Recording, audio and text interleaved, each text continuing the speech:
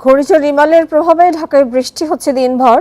এতে Mirpur, Jatrabari, green road সহ বেশ কিছু এলাকায় জলাবদ্ধতা তৈরি হয়েছে, ফলে চরম দুর্ভোগে পড়তে হয় রাজধানীবাসীকে। সবচেয়ে বেশি বিপাকে পড়ে চাকরিজীবী এবং শিক্ষার্থীরা। এদিকে ঘূর্ণিঝড়ের কারণে মেট্রো রেলের সিগন্যালে ত্রুটি দেখা দেয়, চলাচল বন্ধ থাকে কয়েক ঘন্টা। টানা বৃষ্টিতে রাজধানীর গ্রিন রোডের প্রধান সড়কে পানি জমে যায়, রাস্তায় হঠাৎ বন্ধ হয়ে যায় যানবাহন। বৃষ্টিতে ভিজেই অনেককে যেতে হয় কর্মস্থলে। মোহাম্মদপুর যাওয়ার সময় দেখি যে রাস্তার 2-4 জায়গায় ডাল ভেঙে পড়ছে। চরম দুর্ভোগে পড়ে স্কুল কলেজের শিক্ষার্থীরা। স্কুল খোলা ও পরীক্ষা থাকার কারণে বৃষ্টি উপেক্ষা করেই যেতে হয় শিক্ষা প্রতিষ্ঠানে। সবাই মিলে পরীক্ষা দিতে অনেক ভালো লাগে, তো পরীক্ষা তো মিস করা যায় না, নাম্বার থাকবে এর জন্য। রাজধানীবাসীর দুঃসময়ে সুযোগ নিতে দেখা যায় রিকশা ও অটোরিকশা চালকদের। দুর্যোগপূর্ণ আবহাওয়ায় বেশি ভাড়া আদায় করেন তারা। মানুষ লক্ষ লক্ষ দাঁড়ায় আছে রাস্তায়, কিন্তু গাড়ির সংখ্যা যে সে অনুপাতে হয় না। সাধারণ আমরা রিক্সাওয়ালা যা দিই তার সাথে আরো বেশি, আর সিএনজি এখান থেকে মোহাম্মদপুর যাওয়া সিএনজি ভাড়া 300 টাকা।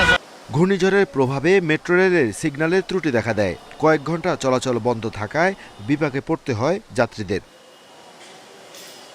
আবহাওয়া অফিস বলছে 12 ঘন্টায় ঢাকায় বৃষ্টি হয়েছে 143 মিলিমিটার। মঙ্গলবারও বৃষ্টির পূর্বাভাস রয়েছে।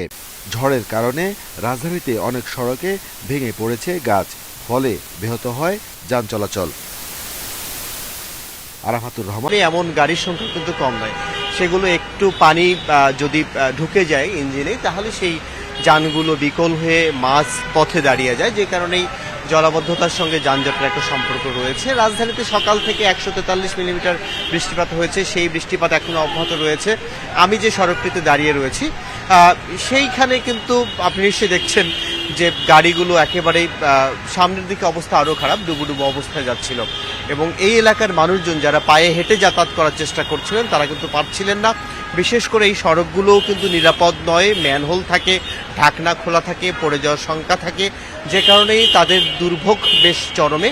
তবে কয়েকজন বলছিলেন যে গরম গেল কিছুদিন আগে, সেই গরম থেকে, সেই অস্বস্তি থেকে কিছুটা হলেও স্বস্তি মিলেছে। যেহেতু ঘূর্ণিঝড় রিমাল এখনো বাংলাদেশের স্থলভাগ অতিক্রম করেনি, সারা বাংলাদেশে বৃষ্টিপাত ঝরছে, এই বৃষ্টিপাত আরও ঝরবে আবহাওয়া অফিস বলছে।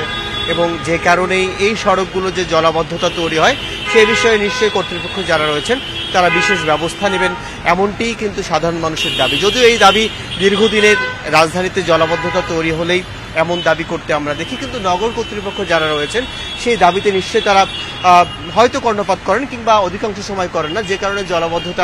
আপনি গাজীপাড়ায় আছেন, সার্বিক যে ঢাকার রাজধানীর অন্যান্য জায়গায় জলাবদ্ধতার কি অবস্থা একটু ছোট করে যদি বলতেন।